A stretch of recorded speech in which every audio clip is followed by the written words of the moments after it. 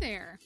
My name is Tori Lupinek, and you are listening to The Unclassical Musician, the podcast empowering the new generation of classical musicians to take risks and live a fulfilling life. Each week, we dive in headfirst into a topic on the minds of young professional musicians and come out the other side with a new perspective on life as an artist.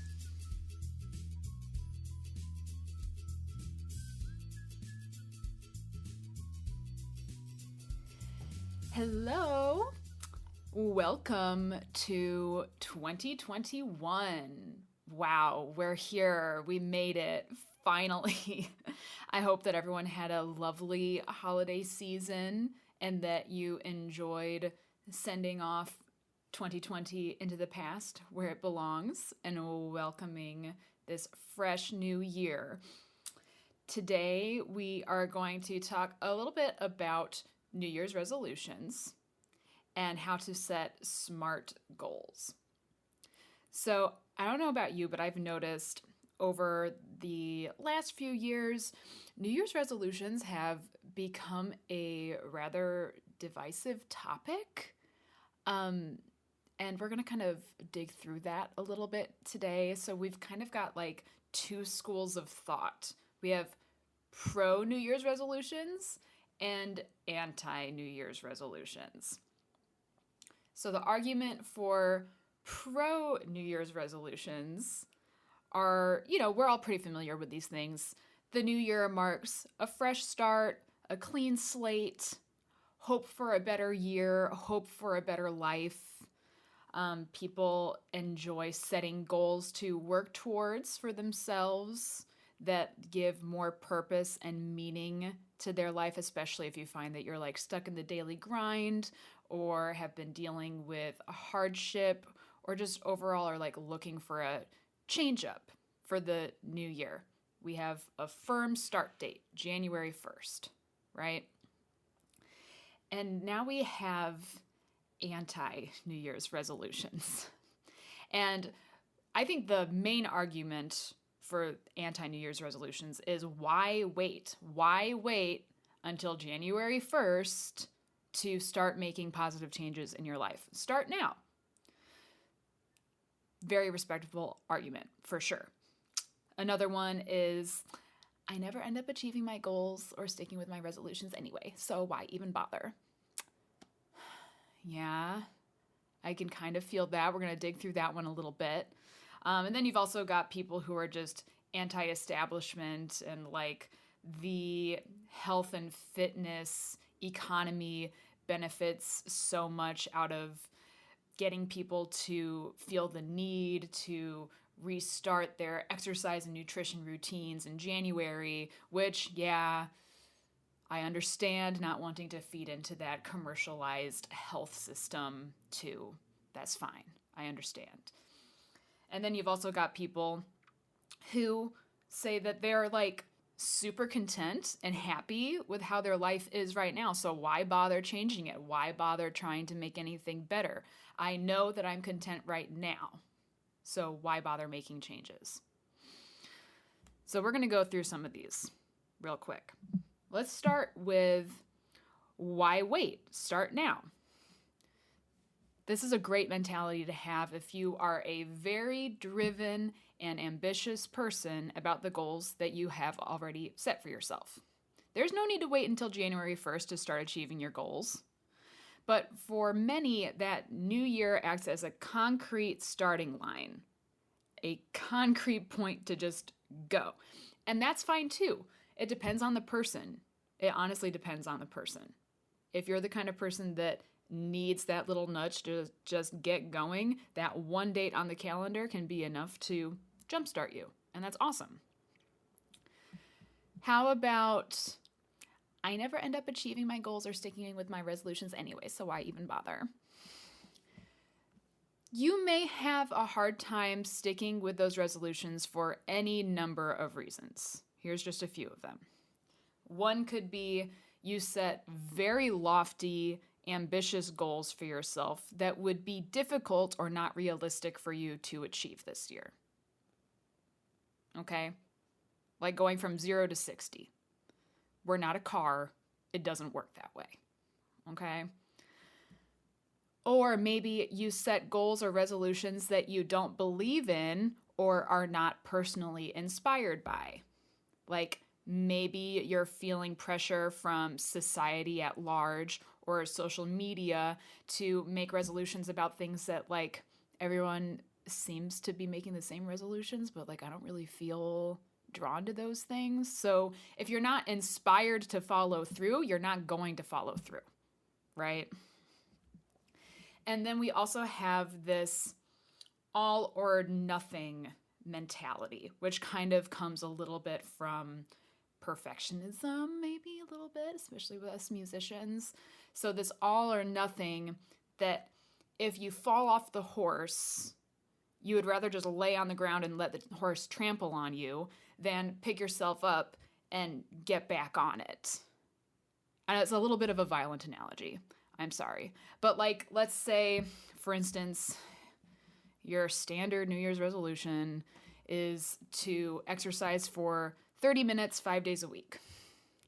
And you start off really well. First week of 2021, you've exercised for 30 minutes for 5 days that week. And then the next week is a lot busier, so you only exercised for 2 days.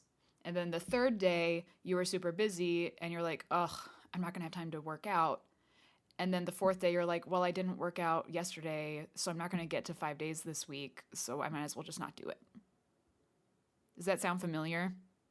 So that's what I'm talking about with the all or nothing mentality. You would rather just not follow through at all than to just take the small setback and keep trying. And I think that's kind of more of a mindset shift, especially if it is a goal that you actually do feel strongly about. So maybe you want to go back and listen to the episode on imposter syndrome or mindset if it sounds like that resonates with you. Okay, next argument against New Year's resolutions is, I'm content with how my life is going right now, so why bother changing it? And then maybe I change it and I don't like it. Well, the good news is you can always go back to what you were doing before, right? And if that's how you truly feel, that you are fully content with how your life is and you don't see the need to set any goals for yourself, then okay, I'm happy for you. You're very self-actualized. That's fine. You have to truly want to make a change in order for the change to stick. You have to want it on the inside. You can't make anyone else want it. You have to want it for yourself.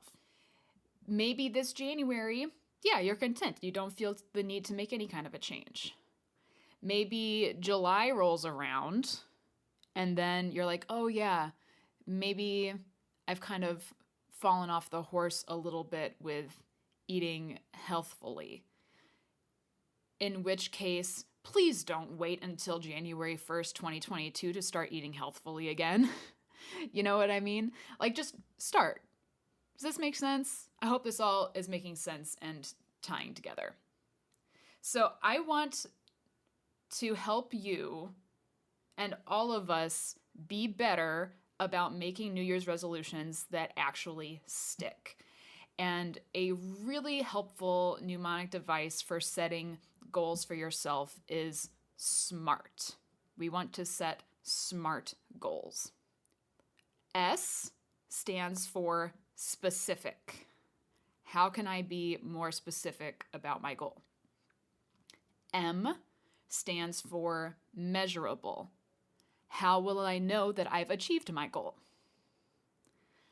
The A is for attainable. Am I being realistic with this goal? Is this actually attainable for me? R is relevant. Oh, hi, Cope.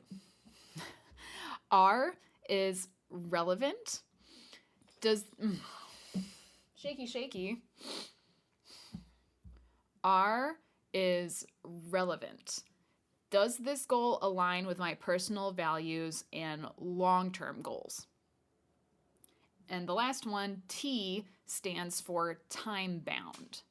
Set a realistic end date in order to keep yourself motivated. You've probably heard of this mnemonic device before. It's a very popular one. It's all over the internet. There's lots of good graphics on it. I'm going to include a link in the show notes so that you can physically look at it, maybe print it out, and just have on your desk when you're thinking through some goals for yourself for the year. So let's take an example and make it into a SMART goal. Okay, let's say, for instance, this year I want to make more money performing. That's my goal. I want to make more money performing. Okay, fine. Is it specific enough? What kind of performing? Are we talking about recitals, gigs, recordings that you're paid for? Make a decision. Gotta be specific. Now, is it measurable? How much money do you want to make? Set an actual goal number for the year. And then if you wanted to get even more specific in your metrics for measurable, you could even divide that goal number by 12 so you have a monthly objective to shoot for. Now, is the goal of making more money performing attainable?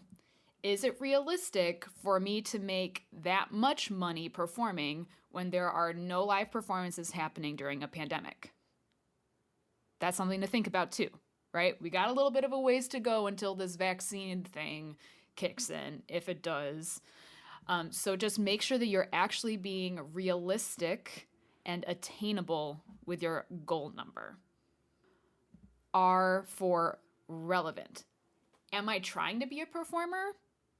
Is that do I have that goal in my career set, in my skill set?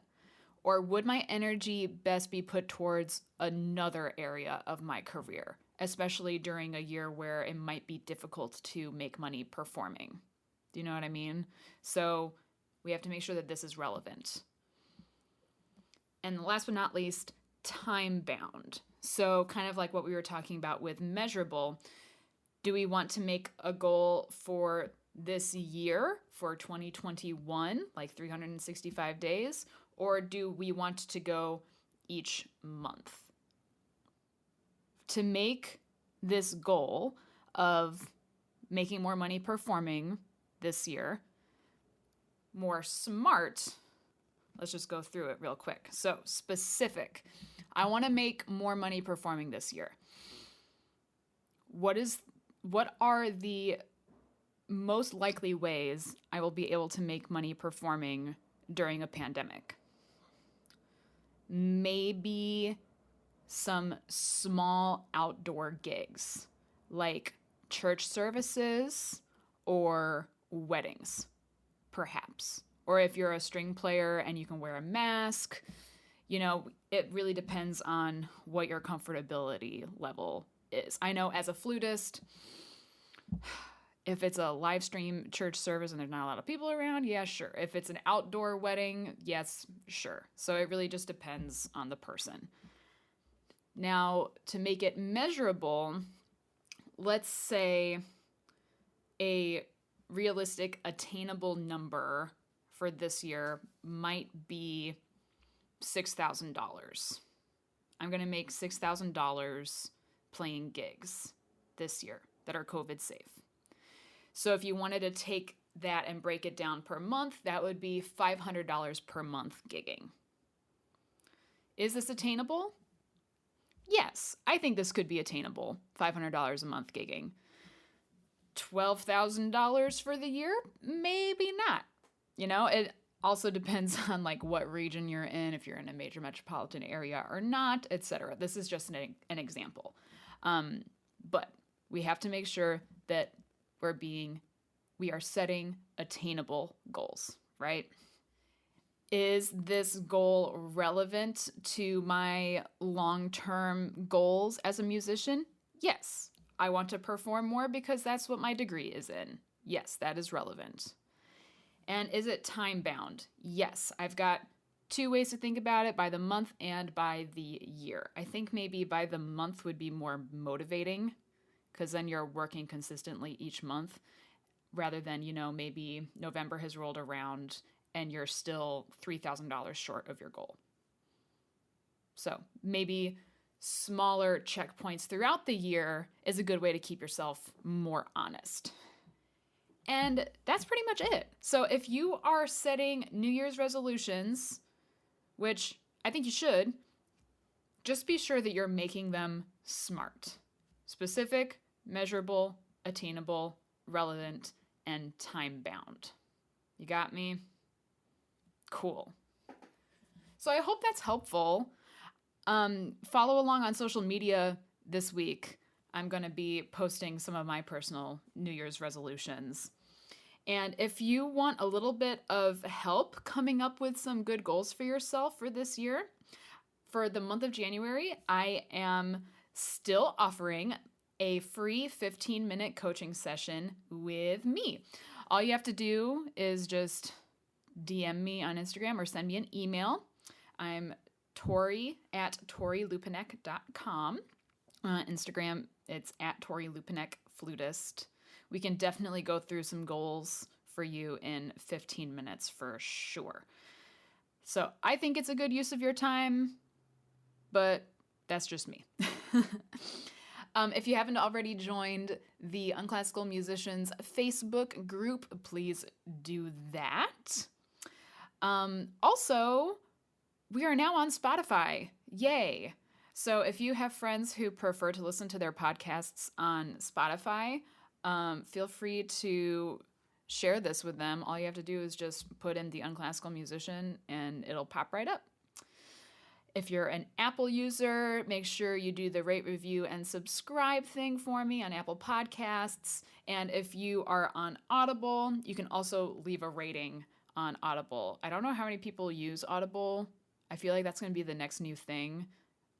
But I don't have any ratings on Audible yet. So if you're listening on Audible and you're enjoying yourself, go ahead and leave me a rating. I'd appreciate it. Also, this week, I'm going to be doing my very first little bonus episode on PPP loans, the Paycheck Protection Program that's part of the COVID relief package that Congress is working on passing. So be sure to check back later this week to listen if you qualify for some more government funding in this new package that's going to be brought around soon. It's a lot of good information. If you did not get funding the first time around, you're going to want to listen, okay? Come back for that later. And other things to look forward to, we got a lot of exciting conversations with other musicians from around the internet coming up. I'm really excited to talk to these people. I hope that you're excited to listen to our conversations. And stay tuned. Make sure you're subscribed. Cool? Make sure you're following on Spotify. And I think that's about it for me, y'all. Happy 2021. I have a feeling that this year is going to be better than last year. Don't you? I'm just going to go with that. This year is going to be better than last year. All right. Have a great week, y'all. Talk to you next time. Bye.